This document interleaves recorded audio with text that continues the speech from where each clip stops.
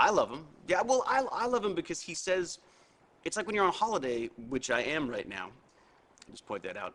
Um, you have a tendency not to, you don't get to say all the brilliant things that McKay was, all those great comebacks that you think of after the fact, McKay gets to say at the time. He's always got some kind of, snarky response to evil villains and things. And in my day-to-day life, I just don't have that. I'm not that good. I'm just not that, I'm not as smart as he is on those kind of things. So McKay's the guy who says everything that you want to say at the time that you always think about afterwards. So I miss that during the off season. So. Well, I went upstairs one day and said, you're killing me. I had like 1 week where there was like techno babble galore, and I referred to it as such to Brad and Robert, and Brad stopped and said, I don't know what you mean. That's not techno babble. That is gold, pure gold.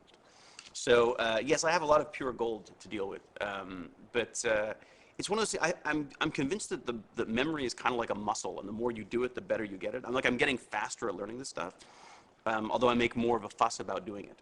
So I found as it's become easier for me to do, it's become more necessary for me to make a big fuss out of how much work it was to do. So everyone's reminded of just how much work I have to do. It's kind of an irritating crossover thing that's happened. McKay and Hewlett have sort of combined in the complaining. I'm beginning to find myself much more of a complainer than I was when I first started this. So.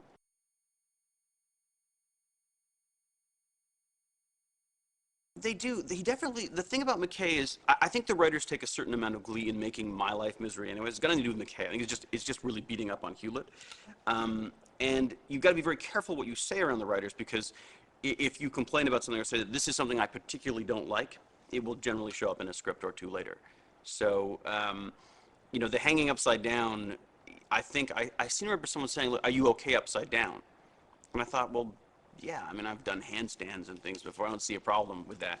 So that turned into hanging from a tree in a big rubber suit being spun. I was fine until they spun me. That was, because upside down is not a problem so much. I felt it had good blood flow to the hair. It was probably going to do wonders for my hairline. Instead, they spun me around, and I had some difficulty with a fish and chips dinner that I'd had. So. More information than most people want to know. Maybe we can have that as like a little sneak peek, little extra footage on the website somewhere. If you click in the right place, you can see me throw up my fish and chip dinner.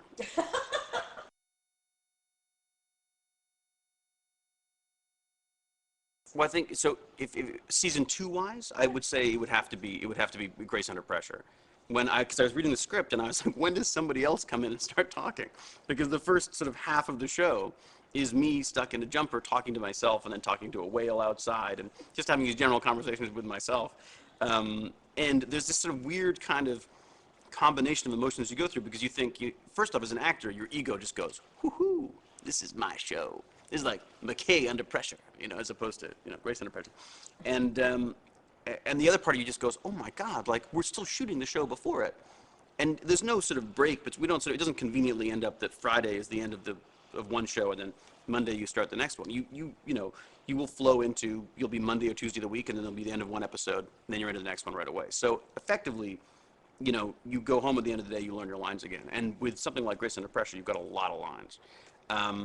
And the other problem with Grace Under Pressure was that it was all in one location. So because it's all in one location, they can shoot a lot of it at the same time. So you end up having these block shooting days where we were doing literally, in a go, we would do anywhere from like 8 to 12 pages of just straight on McKay dialogue, and then which is much more pleasant, McKay and Amanda, Samantha, I should say, probably. I say Amanda.